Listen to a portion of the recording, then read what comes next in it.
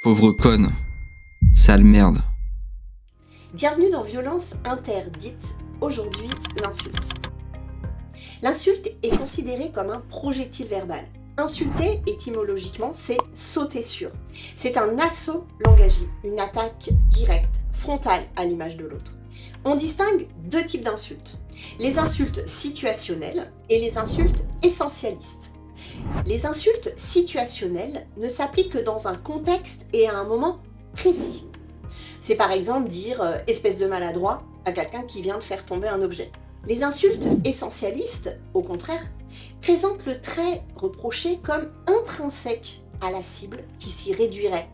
Un trait qui serait valable en toute situation, de manière permanente. C'est le cas de nos exemples « pauvre conne » ou « sale merde ». Elles participent d'une stigmatisation d'autrui. Elle fonctionne comme une étiquette réductrice et péjorative imposée à l'autre. Selon les mots de la linguiste Laurence Rosier, elle colle à la peau une identité restreinte. L'insulte est souvent intensifiée par des marqueurs de haut degré. Ce sont dans nos exemples les adjectifs sale, pauvre ou encore le point d'exclamation qui traduit la véhémence. Elle peut aussi mobiliser des mots grossiers, ce qui est un facteur aggravant. En effet, le terme vulgaire a tendance à vulgariser par contagion la cible. Plus un terme est bas, plus il tend à dégrader l'objet sur lequel il porte.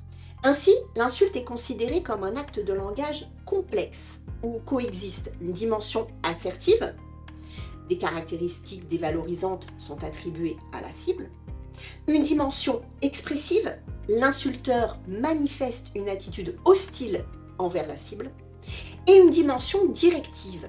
L'insulteur tend à faire réagir la cible, obtenir une modification de son comportement par exemple. Ainsi, l'insulte constitue sur le plan pragmatique une prise de pouvoir de l'injurieur sur la cible.